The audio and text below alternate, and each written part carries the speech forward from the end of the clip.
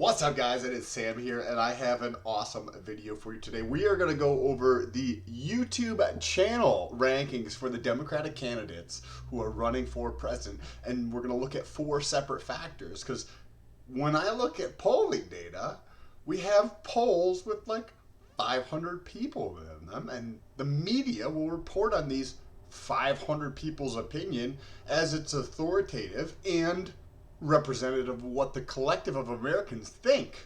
To me, I would actually rather have the truth. So that is why I got into all of this. But if this is your first time here, what's good? My name is Sam, and for those of you who are returning, first of all, thank you so much for coming back. Second of all, it is good to freaking see you. Let's get into the data. Okay, so this is from Real Clear Politics. And this was released as of the 26th from Morning Consult, and they have a sample size of almost 18,000, right? So you're like, oh, cool, right? It's not 500. He just said it was 500. Well, first of all, let's take a look here. We have one from Emerson, ABC News, Fox News, The Economist, Mammoth, and CNN. And this one doesn't have the sample size listed here. ABC News may have only had 200 people, so they were like, hey, we don't want to put that out there because everybody's going to know it's fucking bullshit. Right? So all these other ones have sample sizes of 500 or less people. And they're saying that that is representative of what 300 plus fucking million people think. So let's take a look at 18,000, right? Okay, we're like, okay, well, there's 18,000 people. Yeah, I could kind of believe that that could potentially be representative of what the collective of America thinks. Well, let's take a quick example here. If you work at a computer or it doesn't matter where you fucking work, and your boss is sitting over your shoulder watching what you are doing, right? And giving you feedback on your stuff, what you were working on, your behavior is one way. If your boss is on vacation, your behavior is in another way. So that is one issue that comes up when you do polling. Another is called framing bias. So the way and the structure a question is asked, and there's plenty of research out there in psychology and economics related to finance, where depending on how the question is asked, you get a different answer. Even though you might ask one question, I might ask a different question. So if we have ABC polling company and BCS polling company, and we ask the same type of question and just frame it differently, we're gonna get different fucking answers. So I want the truth.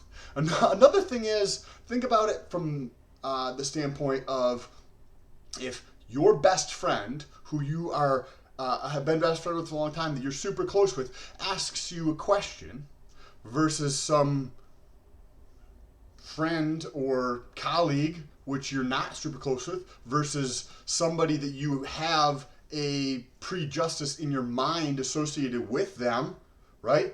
Say, for example, and I don't know, anybody can tell themselves whatever story they want to tell themselves the truth, right? But say for Fox News, some people might think that that's a Republican-leaning news organization. CNN, they might think that that's completely BS, right? So if you're participating in something and the character, meaning the ethical foundation that you perceive your connotations associated with whatever it is, the organization that's asking you those questions, you're going to get a different answer. Just like if you have your best friend ask you a question versus some other colleague that you may, and it doesn't have to be negative connotations with this, right?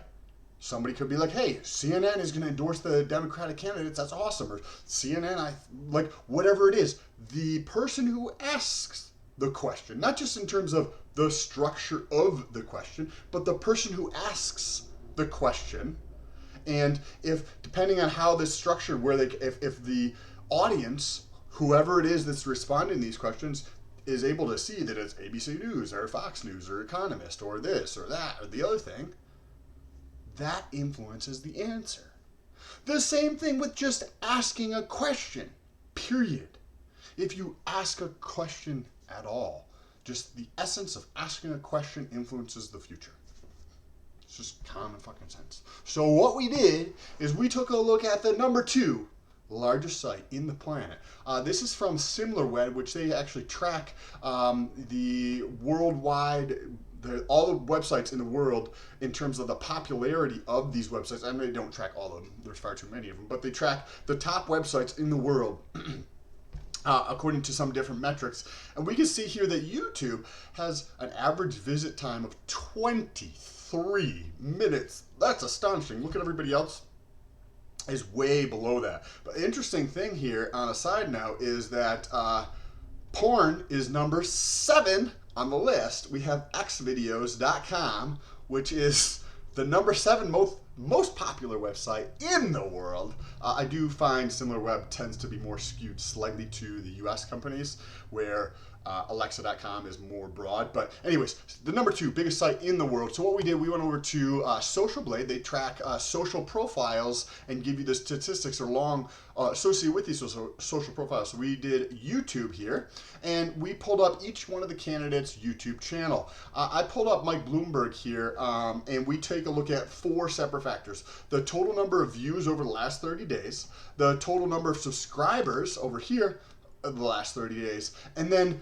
the growth rate in both of these numbers. So the growth rate in the total number of views over the last 30 days and the growth rate in the total number of subscribers over the last 30 days. We're going to talk more about Mike Bloomberg's in a moment, but each one of those 4 categories, we rank the candidates 1 through 9. And then we take it overall to come up with an overall score for the candidates. And I put all that into a spreadsheet and came up with the top 5 candidates are Michael Bloomberg, that was a big surprise, Andrew Yang, Bernie Sanders, Tulsi Gabbard, and Pete Buttigieg. The 2 there, that was super interesting to see Michael Bloomberg come in at number 1. But I want to give the caveat on his numbers, and that's why I actually pulled it up on Social Blade, because he's got negative numbers, and then on one day he goes up by 21,000. I don't know what is going on with his YouTube channel. I have no idea, but he's getting like 1 to 2. He's getting 0 subscribers. Then he's getting 21,000 in a single day. And then he's getting 100 a day to 200 a day. And then he's got negative views. So something, I'm not saying it's nefarious. I'm just saying something with the data is going on. I don't know what it is. We also have another day over here with 6.2 million. So I did look into that just to try to understand what's going on. And there was a couple ad videos that he published on his team published on his YouTube channel, and they got several million views on those. So something's going on around with the data. Either way, he's seen tremendous amount of growth with his YouTube. He's seen tremendous amount of growth. Also, if we take a look here, he went from 10th down to 1st, because the last time I did this, his numbers were looking weird too. He had like negative 1.2 million views. So something's up with the data around here. I have no idea what's going on. Could be nefarious. I have no idea. I don't have any data to push one way or another. Could just be the reporting. Sometimes the reporting for my shit's wrong. I have no idea. I would personally lean towards the reporting because I've experienced that.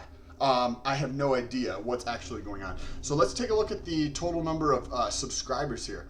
We only have 3 candidates who have over 10,000 new subs in the last 30 days. Andrew Yang, Bernie Sanders, and Michael Bloomberg. So this is kind of interesting here. They're all right around 20,000. Andrew's a little bit less, and the other 2 a little bit more. Bernie Sanders actually gained the most amount of new subscribers. With what happened with Bernie and Elizabeth Warren on the debate stage, I think that actually tremendously helped out Bernie with the way that he handled that on stage. I think that was very beneficial to him and not beneficial to her, or potentially negative impacting her in terms of the attention. Look at the amount of attention she has on YouTube. So she's got 900 new followers, subscribers on YouTube over the last 30 days. And there's a tremendous amount of people who know who Elizabeth Warren is. I'm just pulling up my numbers right here. And I'm going to show you over the last 30 days here, I have had about 300 new subscribers. So I have about 1/3 of these. I have just as much as Tom Steyer almost, but my channel's like this, right? And she's got 900 new followers and 170,000 views.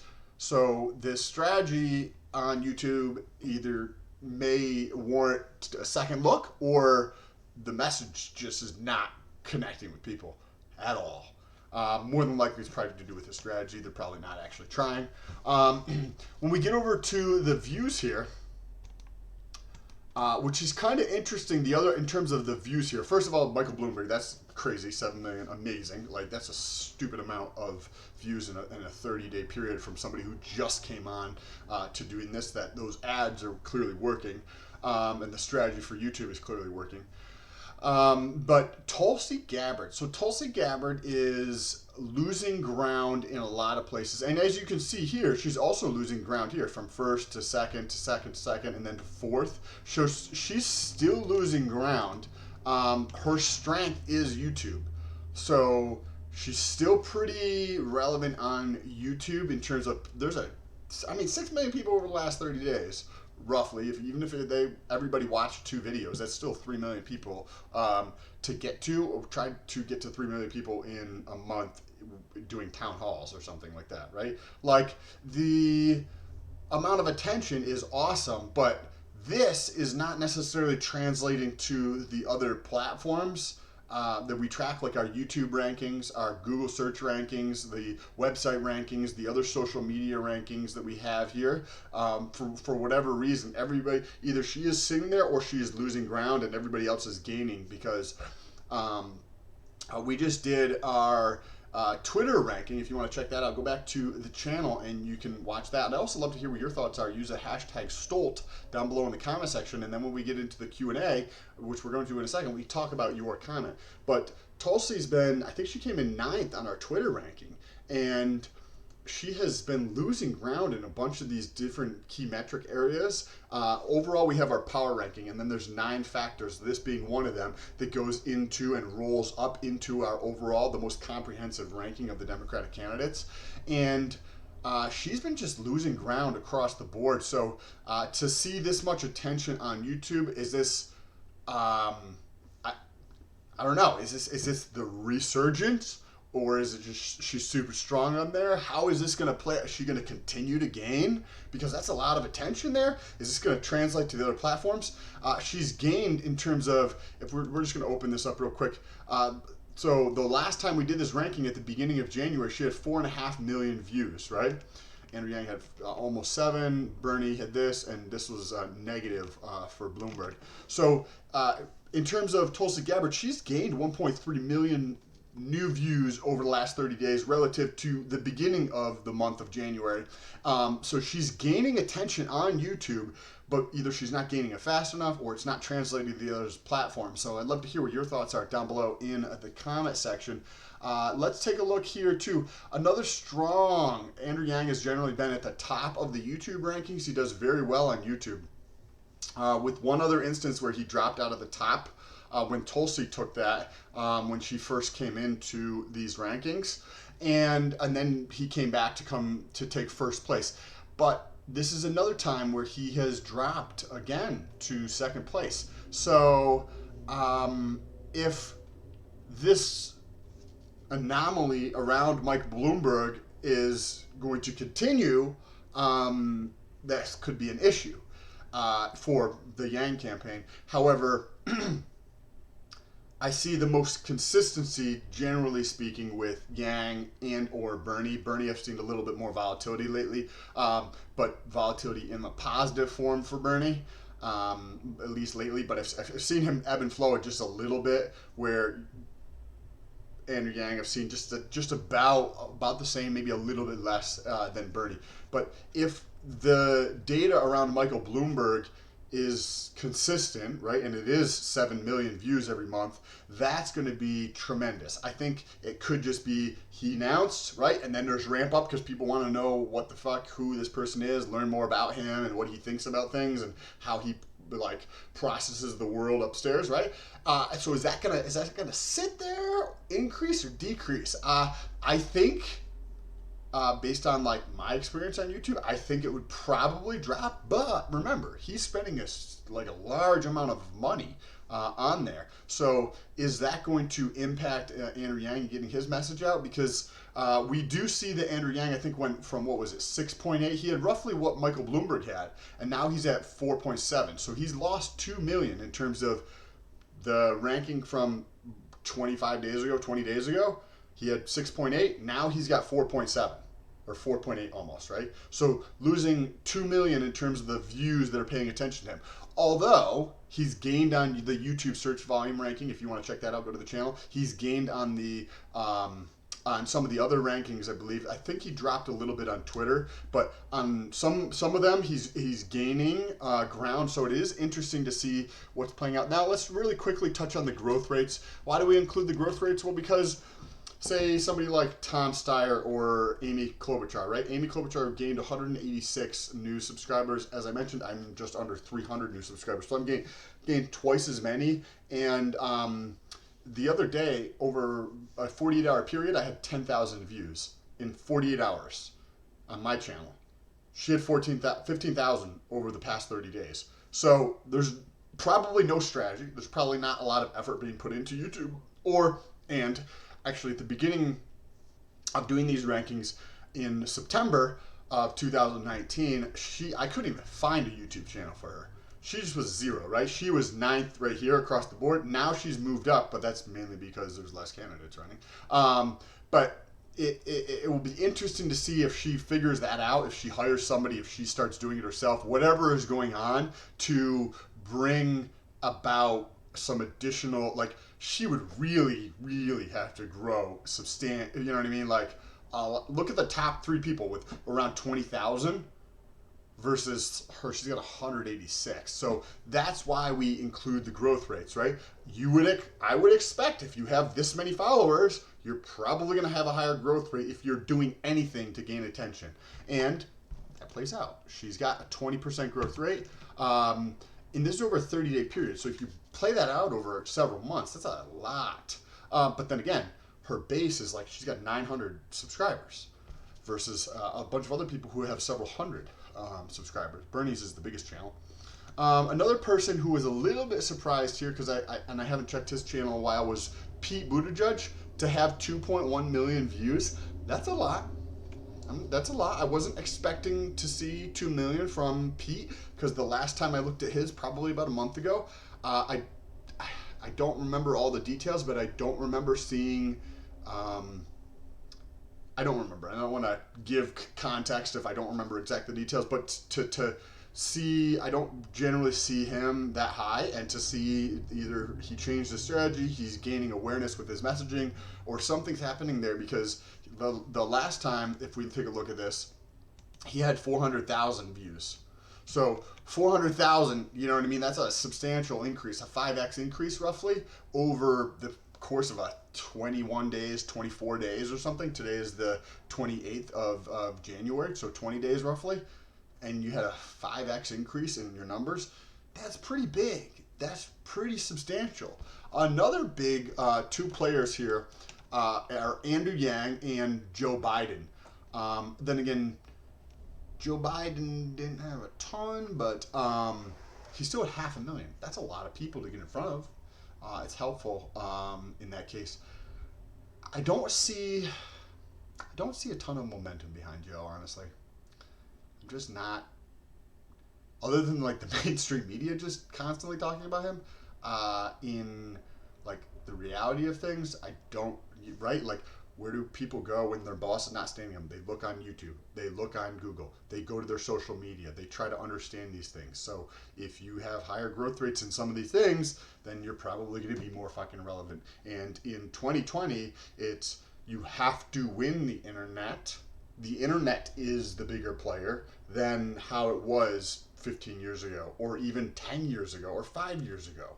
The internet is much bigger. The amount of attention on this is crazy. I have 2 phones that I use every single day, all the time. So that's good for Joe Biden, but his cumulative views on his channel are around 2 million views total. So he's growing really quickly. But if you look at Andrew Yang, Actually, there's 3 people here. Amy, well, I'm not going to include Amy because there's nobody on her channel. But Andrew Yang has around 20, I think it was in 19 and a half, right around 20 million views on his channel cumulatively. And you're still growing at around 10x what Joe Biden is, which the media reports is the guy, right? Or Bernie as of just lately, but they're basically reporting Joe Biden as the guy.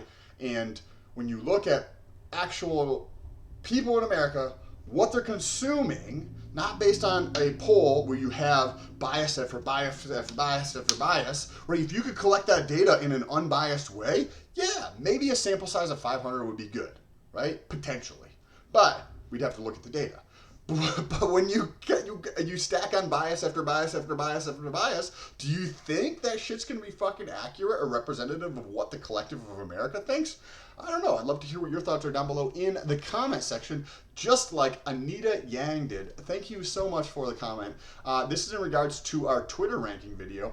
Agreed, establishment protects itself. So she is referencing, I believe, the establishment bias, which is another thing that happens in the mainstream media that I appear to observe and actually document it on a CNN video back on the channel if you'd like to check it out, where the establishment, anybody who's not part of the establishment has to work even harder to become part of the establishment. Otherwise, they're just going to be excluded. And we see that behavior in Andrew Yang because he's not part of the establishment. But when you look at his Twitter in terms of how much he's showing up to bat, right? He's showing up on Twitter 1,500 plus times per month. That means he's tweeting 1,500 plus times per month.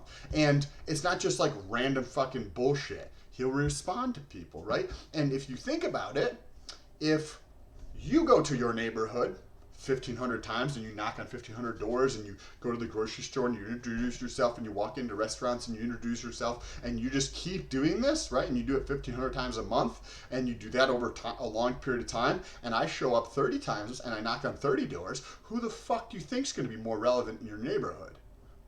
Same thing happens. These are communities online, Twitter, Facebook, Instagram, YouTube, blah, blah, blah, blah, blah. Like, these are communities online where the same behavior happens. Just because the internet doesn't mean that shit changes.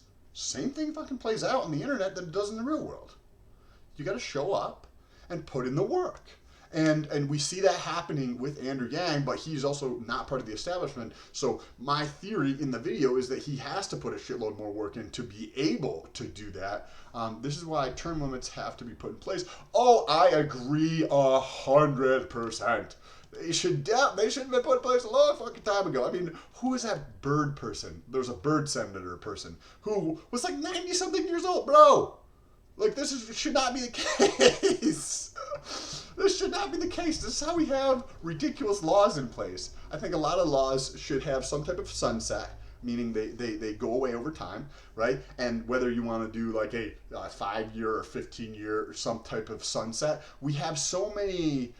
If you don't put sunsets on laws that are put in place, when 2020, right, the environment that we live in today is completely different than 20 years ago, 100% different than 20 years ago. And to put things in place that you have laws from not just 20 years ago, 100 years ago, that limit innovation. Think of like Tesla, and they're getting sued from auto dealerships because they don't want to have an auto dealership to sell their cars. This is laws that were put in place ancient times ago for probably intelligent reasons. We have no idea. I wasn't alive at the time. I didn't fucking look at it. That are still affecting things today. And think about any growth rate in terms of the amount of laws that are implemented. If you increase the amount of laws you have in a country or a state just a little bit, a couple percentage every single year, and you don't put sunsets, meaning these laws go away over time, then what ends up happening is you just get this fucking stupid amount of fucking laws, and half of that shit isn't even relevant to 2020. So, I think putting term limits onto candidates, whether it's 1 term or 2 terms, but like no more than that or something, would be a very intelligent thing to do. And then you can't, but like, I think trying to dictate what they do afterwards might be challenging because there's so many loopholes in business that you can get around a lot of these things, like the campaign finance rules or taxes. There's many different ways to, if you're creative and resourceful and you have money, to, hey, you can't do this. Well, I could do this, this, and this, and it's basically the same fucking thing, but you just have to go through these 3 loopholes to achieve the same objective. Where there's a will, there's a way. So I don't think dictating that, like, what they could do afterwards may be an intelligent thing in my POV, but I'm the fucking one person. But I think that having term limits is an amazing thing to do, and I'm glad you put that in the comment because I think more people actually agree with you, Anita, and I think that supporting somebody who would do something like this would be such a very intelligent thing to do in my POV. We all know we have our biases, yes, 100%, and I do as well. Knowing that we have to put in a counterbalance, great, yes. Love the boomers. Yes, by the way, I love the boomers as well, and we do all have biases, right? When I put a title on a video, like, why do I put like certain things on a title? I try to understand what's going on so that I can get attention on them at the same time. Like the data, I'm just going to look at the data. But when I do a thumbnail or when I do a title, like I'm going to create, there's going to be some data or bias that I might see where I can use that information in the title or the thumbnail of the video.